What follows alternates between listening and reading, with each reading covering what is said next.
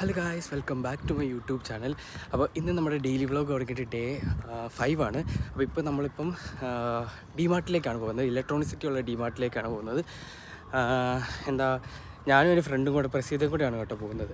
അപ്പോൾ ഞാനിപ്പോൾ എൻ്റെ റൂമിൽ നിന്ന് ഇറങ്ങി ഇനി നേരെ ഹൊസറോഡ് പോകണം. അവളുടെ നിന്ന് അവളുടെ കൂടെ നേരെ ഇലക്ട്രോണിക് സിറ്റിക്ക് പോകണം. അപ്പോൾ ഇനി ബാക്കി അവിടെ ചെന്നിട്ട് കാണിച്ചു തരാം കേട്ടോ.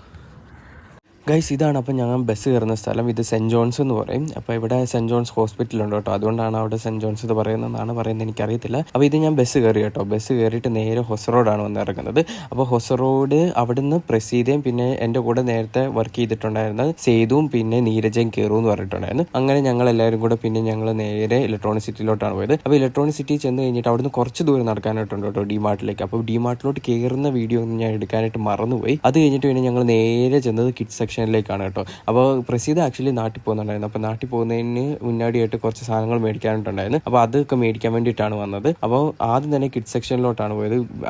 അവളുടെ വീട്ടിലുള്ള 2 പിള്ളേരുണ്ട്, ചേട്ടൻ്റെ പിള്ളേർ. അപ്പം അവർക്ക് സാധനങ്ങൾ മേടിക്കാൻ വേണ്ടിയിട്ടാണ് പോയത്. അപ്പോൾ ഈ കിഡ്സ് സെക്ഷനിലേക്ക് പോകുമ്പോഴത്തേക്ക് എനിക്ക് ഭയങ്കര ഇഷ്ടമാണ് കേട്ടോ.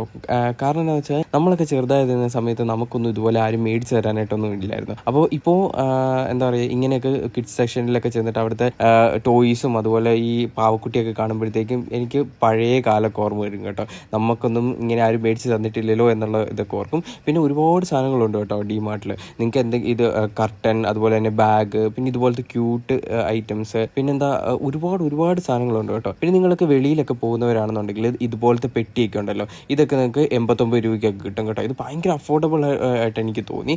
പിന്നെന്താ ഇതുപോലത്തെ പെട്ടി, ഇതൊക്കെ നമുക്ക് നമ്മുടെ പൊടികളൊക്കെ ഇട്ട് വെക്കാൻ വേണ്ടിയിട്ടൊക്കെ ഉള്ള ഭയങ്കര യൂസ്ഫുൾ ആയിട്ടുള്ള പെട്ടിയാണ്. ഇതിപ്പം പുറത്തേക്ക് പോകുന്നവരെന്നല്ല, നിങ്ങൾക്ക് വീട്ടിലേക്ക് മേടിക്കാനാണെങ്കിലും ഇവിടെ വന്നു കഴിഞ്ഞാൽ നല്ല റേറ്റ് കുറവിൽ കിട്ടും. പിന്നെ ഇതൊക്കെ കിഡ്സിൻ്റെ ചെരുപ്പൊക്കെയാണ് കേട്ടോ. പിന്നെ വേറെ കുറേ ഐറ്റംസ് ഉണ്ട് കേട്ടോ. കിഡ്സിൻ്റെ ഉണ്ട്, വേറെ വലിയവർക്ക് പറ്റിയ ഐറ്റംസ് ഉണ്ട്. പിന്നെ ഈ ഡ്രസ്സ്, ഈ ഒരു ഷോർട്സിന് 149 രൂപയാണ് കേട്ടോ. അത്യാവശ്യം നല്ല മെറ്റീരിയലാണ് കേട്ടോ ഇതിൻ്റെ.